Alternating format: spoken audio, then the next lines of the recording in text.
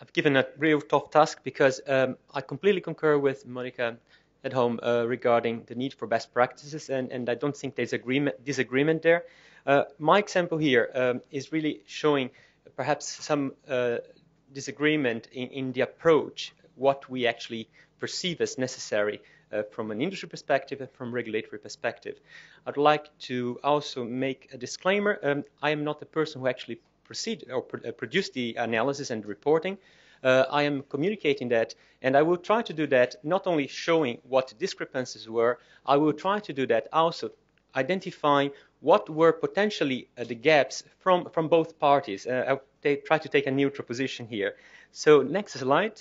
It's basically the statement that most of you may have read before. This is about fondaparinux. It's an inhibitor of factor 10A, basically an anticoagulant with slightly different mechanism from what you normally see with warfarin and heparinoids. And basically, the current indication is deep vein thrombosis, and you have basically indication in adults.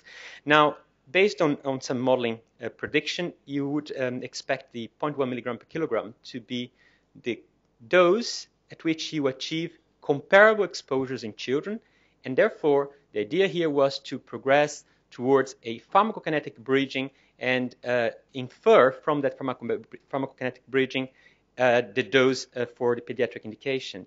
Well, the exercises started in the US and was submitted to the FDA, and basically the FDA has not accepted those rationale based on the fact that the inferences made from this modeling exercise would not be sufficient, and a prospective trial showing the evidence on safety and efficacy would be required. And of course, you would also need to consider potentially dose titrations. So the main argument here is that from an industry perspective, pharmacokinetic bridging was being pursued. From the regulatory agent's perspective, that was not possible because of intrinsic differences in the pharmacodynamic relationship between the two populations. And I think this is very nicely explained in this diagram, which is a new version of one of the documents that originates from the ICH and which is used by the FDA regulatory guidance document, where you actually have the decision tree regarding the need for different types of evidence. So from a full clinical trial, if you're developing treatment in children, all the way to a simple PK and safety study. And I think the disagreement here starts in the fact that GSK believed that a PK study would be sufficient, well, a small group would be sufficient to provide evidence of comparable exposures, and that comparable exposures would be equally efficacious and safe in children. And the debate here was, well, perhaps that's not really true, because the dose concentration relationship or concentration effect relationship may not necessarily match the adult population. Now, this is where we start really seeing a matter of approach. We are asking for a bridging approach. The agency says, no, a bridging approach cannot be warranted because we are not really sure about the concentration effect relationship. So what I'd like to start is to take a step back and see whether, when there is this disagreement, can we identify a common denominator and eventually consensus on whether indeed you do need more evidence, or whether there are mechanisms by which you could mitigate the uncertainty in the approach. So the first thing is to understand the mechanism of action. This is a different mechanism of action from what is currently known for low molecular weight heparinoids and warfarin, because you're basically acting on directly on the antithrombin factor instead of acting on thrombin or modulating vitamin K. And important to say is that the compound has absolutely no direct effect on antithrombin activity, so it's really very specific to that part. I will not take you to receptor pharmacology lesson now, but there is definitely a difference in pharmacology compared to historical evidence regarding the use of anticoagulants. The second thing is that what probably triggered the regulatory views on the need for a PK-PD relationship is that there is evidence from the literature that children taking warfarin or being treated with heparinoids do show a difference in coagulation, and the thrombin generation in plasma in those patients is slightly different.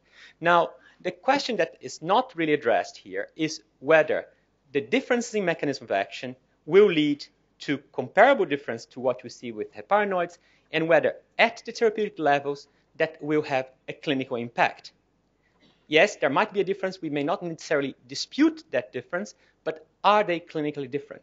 And I guess that's where I think the problem started, because there were no procedures or processes in place to facilitate the evaluation of this discrepancy in the way we perceive the risk and how to mitigate that.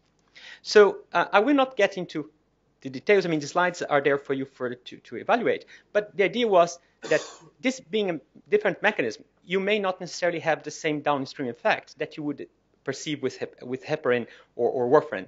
And that was the starting point from industry perspective. So I think what I'm just telling here can be illustrated in this graph, which was basically the result of a very heated discussion, I think, between Lutz Harnisch, Mats Carlsen, and others in our breakout session, where we are trying to look at, really, if you are making assumptions about the use of a model or a simulation, and you are really concerned about the severity or the implications of the assumptions that you're making, ultimately, what you want to do for the sake of healthcare, you want, or for the company as well, is really to make sure that whatever model you develop has the least possible violations of the assumptions that you're using to build that model, and that the implications or the importance of those assumptions are really limited. Now, you cannot always do that, and that's where you may either require more evidence, that's where you're going to request more data, or you potentially could consider an alternative way where you have mitigating measures, not necessarily more evidence, but making sure that the uncertainty is handled by further mitigation measures.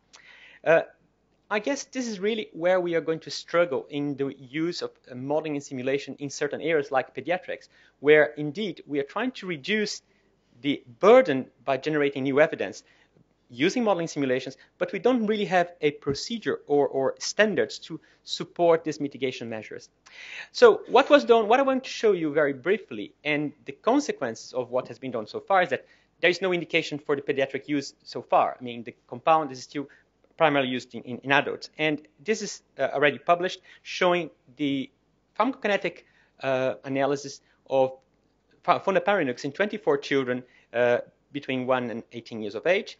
And I will spare your attention not to go into the technical details, but the whole idea was to check whether the dose level that was proposed in adults could be achieved in children. And one might also ask here, what about the dose-response relationship?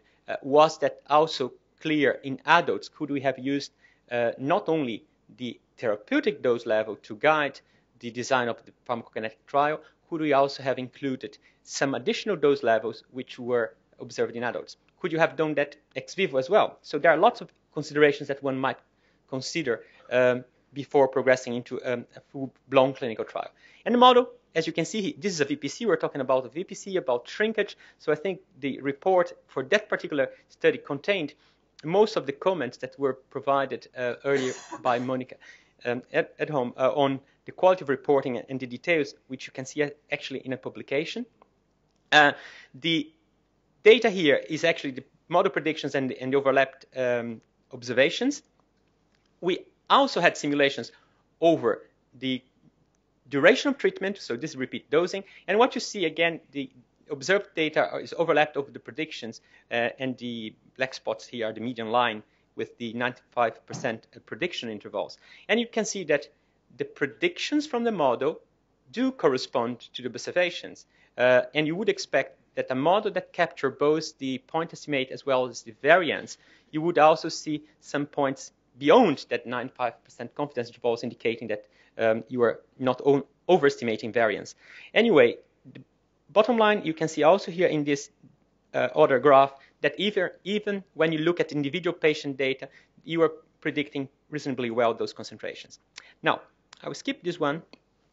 Now, the funny thing is that after you have gone through a debate whether or not pharmacokinetic bridging may be sufficient to support the extrapolation of the dose into children and actually get the approval for that without further evidence of efficacy and safety in a formal pre-approval way, but rather than a follow-up on phase 4, we also got this statement from a procedure steps. Basically, this is from the EMA. I just managed to find it, where not only now the criticism starts on the use of a PK bridging approach. There is also some, I would say, disagreement regarding the views of the EMA on the results of the PK study, where they say, well, the results from this small uncontrolled study do not allow any firm conclusions regarding the optimal concentration range to target in children. So apparently the views initially presented by the American agency are also being shared by the European agency. And this kind of strikes me because here we face the same situation. We are asking for evidence without first understanding whether there are opportunities for mitigation of that risk or uncertainty which has been observed or which is potentially there, and we don't want to overlook because of the serious consequences of bleeding and hemorrhagic events that might occur in this particular indication. So what we'll be doing, and this is part, I'm marketing my own session tomorrow, the breakout session 3 on pediatric population and rare diseases, we really need to start working in a more systematic manner towards how we handle assumptions and how development plans consider in a very clear and systematic way what the assumptions are, what the risks, the consequences, and the mitigation options, whether you're talking about extrapolating PK, PD, disease, whether you're going across ethnic groups, or whether you're making inference from a statistical perspective. And actually having that quite well and clear as the basis of a dialogue with regulators, which I don't think really has occurred at the time this example was brought to the attention of the agency in the US. So I won't dwell too much because I really would like to hear this as part of our discussion where we are talking clearly about a divergence of opinion regarding what is the required evidence for getting approval into a pediatric indication. And we do need to encourage and do more of evidence synthesis, not only from new evidence, but by integration of existing information, whether clinical, preclinical, or mechanistically. And when it comes to disagreements regarding the assumptions that you may put in a model, we know that they can be violated and we should try to address them before you progress with any modeling exercise, but we are not putting sufficient efforts in potential mitigation opportunities or even considering whether the risk of an assumption is acceptable and take that risk forward as part of your risk management plan and address those considerations at that stage of development. So I would like us then to complete my presentation saying that the clinical implications of the assumptions have to be quantified prior to rejection or acceptance of a model and should form the basis of the dialogue when we do not share the same views regarding the safety and efficacy of a compound. Well, thanks for your attention.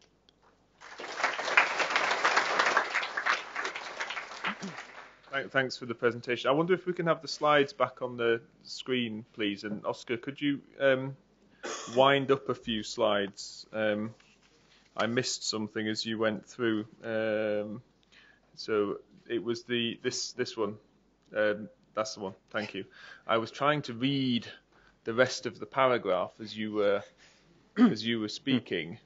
So no firm conclusions can be drawn on an optimal concentration range. However, CHMP was of the opinion it could be valuable for prescribers to know concentrations, etc., and therefore agreed on the update of the SMPC to include data from the study. So it was data from the study rather than from the model, but it did ultimately make it in the SPC. Yeah.